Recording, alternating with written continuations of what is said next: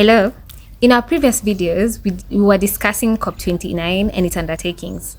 Now that we are done with that, we shall be exploring renewable energy, which is a vital component of the global transition towards a cleaner and more sustainable future. My name is Jacqueline, and I share content to promote environmental awareness. Renewable energy comes from natural resources that can be replenished over time. Unlike fossil fuels, which are finite and contribute to adverse climate change. The most common types of renewable energy include solar, wind, hydro, geothermal, and geomass.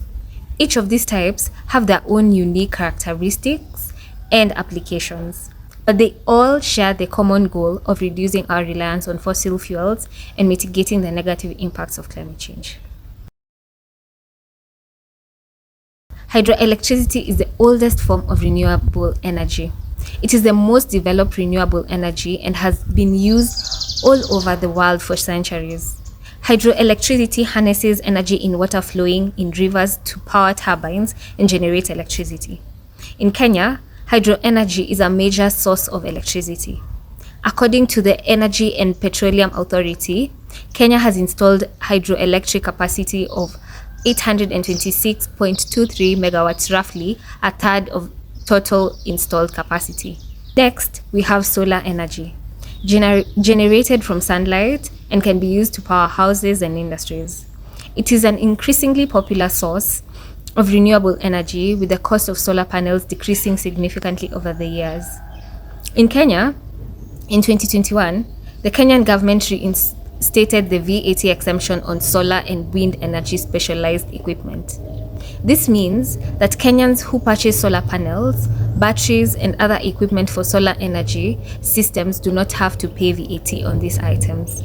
This acts as a business incentive for those seeking to venture into the business, as well as play a motivating role for people seeking to transition to the same. This change is also vital as it plays a key role in the supporting the Big Four agenda, as in the country are still yet to access electricity or any form of modern energy, denying them opportunities to improve their livelihood and incomes. Wind energy, on the other hand, is generated from wind and can be used to power turbines and generate electricity as well. Kenya has even launched several initiatives to promote renewable energy, such as the Lake Turkana Wind Power Project, which is the largest wind power project in Africa. The project has the capacity of 310 megawatts and is expected to reduce greenhouse gas emissions by 16,000 tons per year. These projects have not only reduced Kenya's reliance on fossil fuel, but has also created jobs and stimulated economic growth. Despite these efforts truly being remarkable for the country, disputes arise during community benefit sharing, an objective that largely goes minimized often. The next is geothermal energy, generated from the heat of the earth and can be used to power turbines and generate electricity as well. Interesting fact, Kenya is currently the 8th largest geothermal power user and has more geothermal power capacity under construction than any other country, and plans to nearly double overall geothermal power output by 2030. As part of ambitious green energy goals, this is quite impressive for Kenya.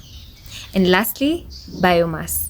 This is energy generated from organic matter such as wood, agriculture waste, and sewage, and can be used to power turbines and generate electricity.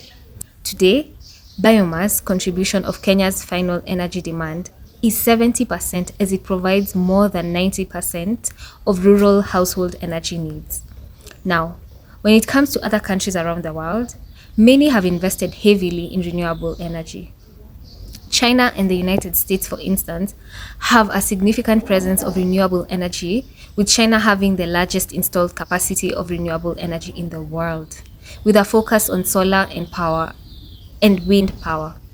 Germany and India have set ambitious targets while making significant strides in renewable energy, also with a focus on wind and solar power. Africa has not been left behind in its adaptation. South Africa has also invested heavily in wind and solar power, with the goal of generating 20% of its electricity from renewable sources by 2030. Ethiopia has also invested in hydroelectric power with the goal of generating 15% of electricity from renewable sources by 2030 as well. Despite the great strides that have been made, there are several challenges that countries face when adopting renewable energy. One of the main challenges being high upfront costs of renewable energy projects. These projects often require significant investments, which can be a barrier for many countries seeking no other choice but to seek private partnerships that often bring out challenges. Another challenge is the intermittency of renewable energy sources like solar and wind. These sources are not always available when they are needed, which can make it difficult to ensure a stable supply of electricity. Finally, infrastructure is another significant challenge. Renewable energy projects often require significant investments in infrastructure such as transmission lines and storage facilities. This is definitely a challenge faced by African countries, leading us to take up partnerships with foreign companies that at times fail to have our best interest in mind and lead to environmental degradation. In conclusion, renewable energy is a clean and sustainable alternative to fossil fuels. While there are challenges to adopting renewable energy, the benefits far outweigh the costs. Kenya has made significant progress in adopting renewable energy, and other countries around the world are following suit. As the world continues to transition towards a cleaner and more sustainable future, it is essential that we continue to invest in this type of energy and address the challenges that come with it. With that said, that is the end of this video. Thanks for joining the conversation. If you found this information useful, tap that like button and share this video for awareness and change. For more insights, check out the Green Revolution page on Twitter and Instagram. Together we can be part of the solution. Thank you.